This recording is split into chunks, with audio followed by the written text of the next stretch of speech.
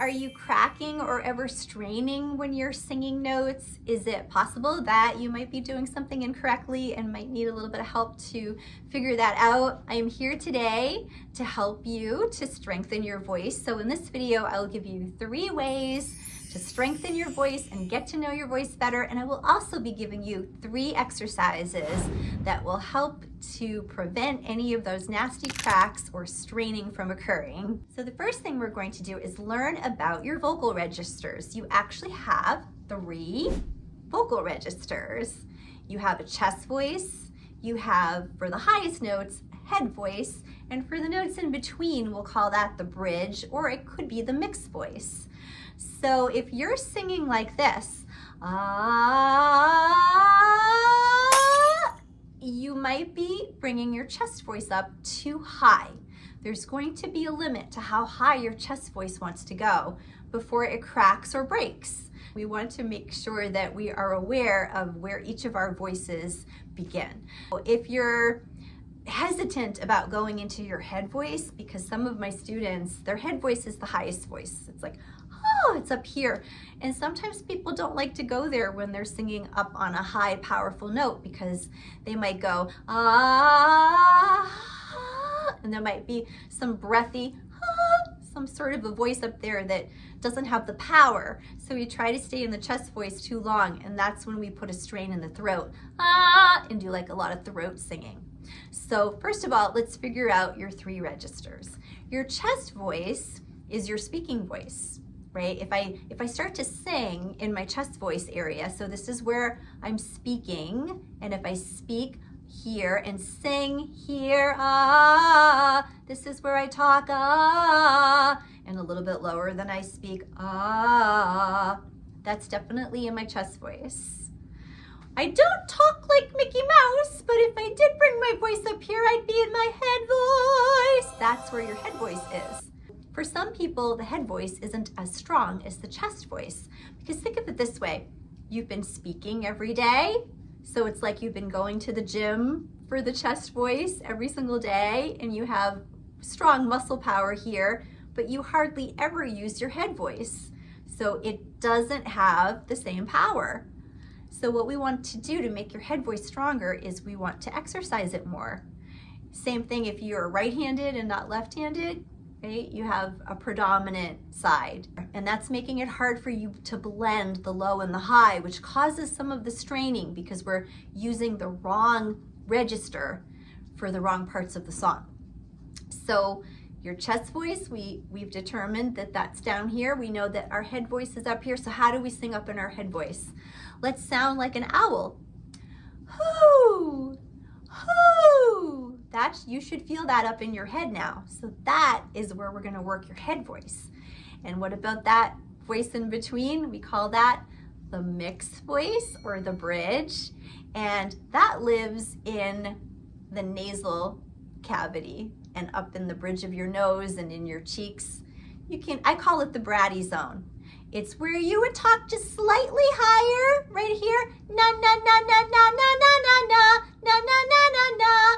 And if you can get that in your mixed voice, that will avoid you going which is tight in your throat, and this is where the crack can occur because you're straining from here. Keep in mind that you might not crack initially when you strain your voice, but if you keep doing that, note after note, song after song, if you have a gig and suddenly by the 3rd song you're already tired and you start cracking or your voice isn't as strong, it's because you've burnt it out.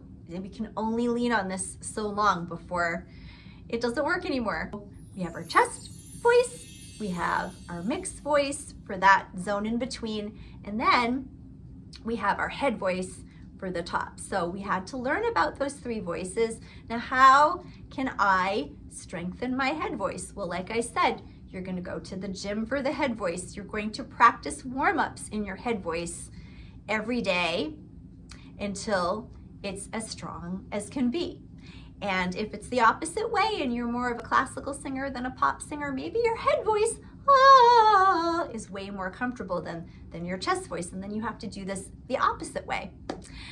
So what we want to do right now is try to blend all 3 of our registers. So what I'm going to do is I'm going to sing a scale. I'm going to sing the first 3 notes with you in my chest voice on a eh, eh, eh. Then I'll switch into my mixed voice, na, na, and then I'll go up into my head voice, ooh, eh, eh, eh, na, na, ooh. And if you're a lower voice, you might want to start here, eh, eh, eh, na, na, ooh. And if you're a higher soprano, maybe you could start maybe right around here, eh, eh, eh, na, na, ooh, for the higher voices. But the idea is to feel your voice in your chest, feel it rising up here, and feel it floating away at the end.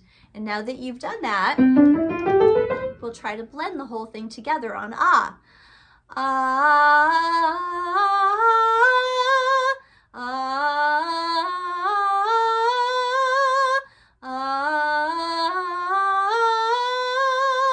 It's super important that you don't start too loud.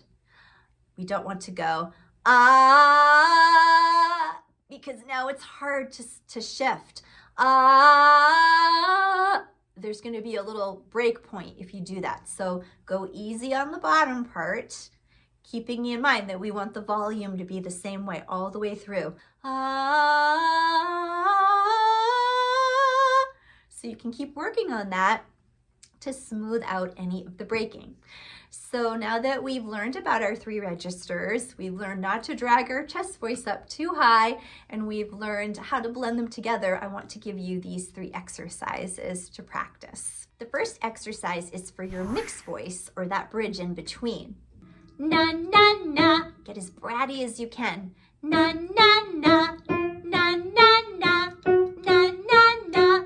Na, na, na. Na, na, na. Na, na, na. Na, na, na. Now, I'm not suggesting that you sound like a brat when you're singing in the middle of your range, but this is just how you can find it, so your muscle memory can kick in. Really, what we're trying to do is teach your brain and your muscles to respond differently. You already are used to singing a certain way. You've been doing it for a long time probably. So now this is counterintuitive. So you have to keep practicing these new ways of doing things for this to actually be automatic, because you might just automatically, like 5 minutes from now, you'll be singing a song and you might go, ah, just because you've always sang that way. So these exercises will help with muscle memory. Na, na, na, na, na, na, na, na, na, na, na, na, na, na, na, na, na, na, na, na, right in that middle part of your range. And eventually the brattiness goes away and you sing, ah, ah, ah, ah, ah, ah.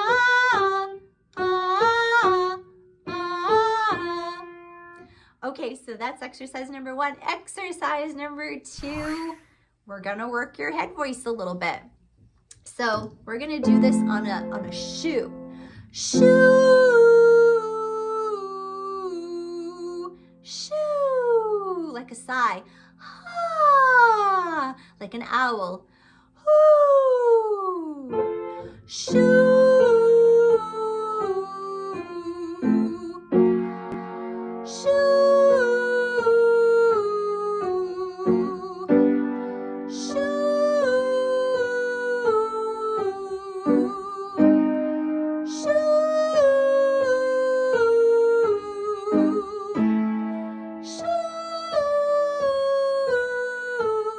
It's okay if you don't have a lot of power here. When I was starting to sing and love singing and joining chorus and singing with my friends and singing in school, I was the girl who was always put in the alto section because my lower voice and my chest voice was so powerful and I could sing harmonies quite well. But the problem was I really believed that I could sing in a higher range, but I didn't know all the things that I know today. So people sort of criticized and they brought me down like, oh no, you can't sing as good as the other girls who can sing the high notes. That's not for you. You're you're in this section over there. That's your label. So, but I was determined. I didn't want to place limits on myself, and I don't want to place limits on you either. So if there's a part of your register that feels weak, it doesn't mean that it has to stay that way. There's nothing wrong with being an alto, a soprano, a tenor, a bass, a baritone. No matter what you are is fine.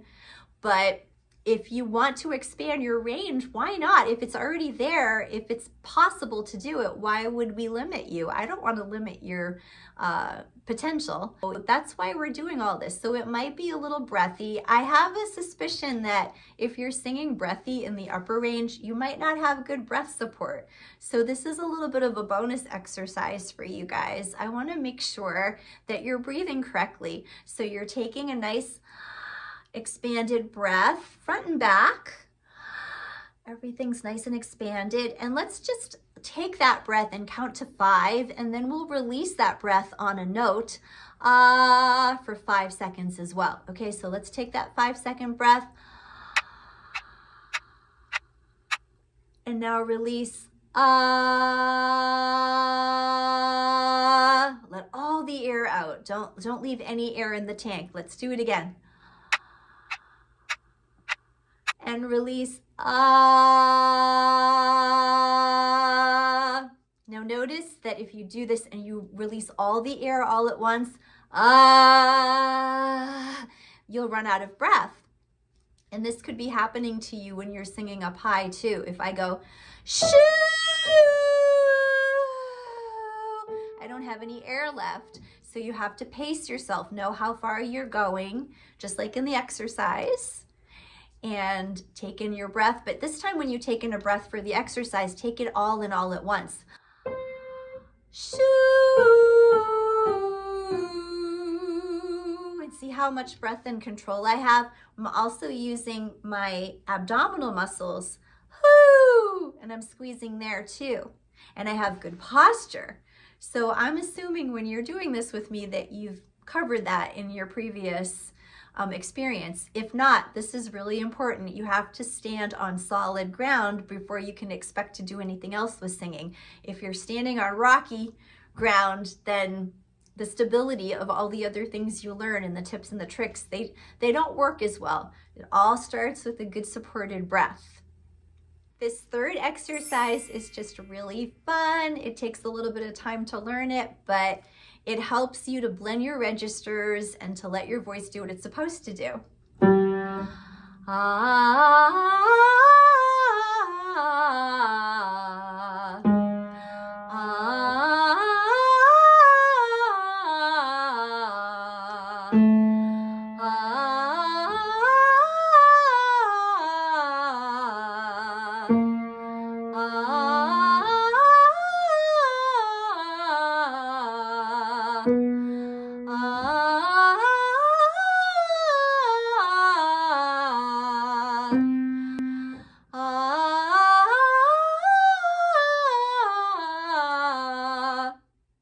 That was the highest note I just sang. If I just walked into the room and someone said, sing this note, that would have been like, I would have wanted to put that right in my throat. But because I did that in the exercise, I just floated right up and down. So it's a very handy exercise to do when you feel confident enough to add that to your approach. So I hope that this was helpful. Just remember, you're going to the gym for the voice. Work out the part of your voice that needs it the most. Practice that every day. Don't lose faith in it. Keep on going, keep on working on this. Of course, there are exceptions to everything. There are times when you will hear pop and rock singers singing in the throat or pushing a little bit, and that's fine. You can do that. But if you do it all the time, if you sing an entire song while you're straining and really pushing, then you might have to pay the price. You might hear some gravelly, hoarse singing by the end of the night. If you have a gig and you have to sing more than one song, you have to save your voice for the entire performance. Choose your moments. Choose when you want to go for it. When you really want to push it. But do you really have to sing that way all the time? There are parts of the song where you can go up into your head voice, instead of, you don't have to do that every single time. Pace pace yourself when you're performing. If you're recording, if you're making a recording in a studio, let's say, you can sing the song over and over again. You can press the record button over and over again. So you have a little bit more control. But when you're doing things live, if you have an audition, if you have a gig, it's going to give you confidence if you know that you have solidified how to rehearse this and how to control it, so you know what will happen most of the time when you're performing. It just makes you feel better about your whole presentation. And confidence, when you sing with confidence, you'll sing out more, you'll have more expression, you won't hold back. Holding back when you practice doesn't do you that much good. You have to sing at least a medium volume. If you're practicing softly because you're timid, you're not really working the way it would be in a real life situation. So I hope all of these ideas help you out. You're not alone. You're not the only person. Just remember that.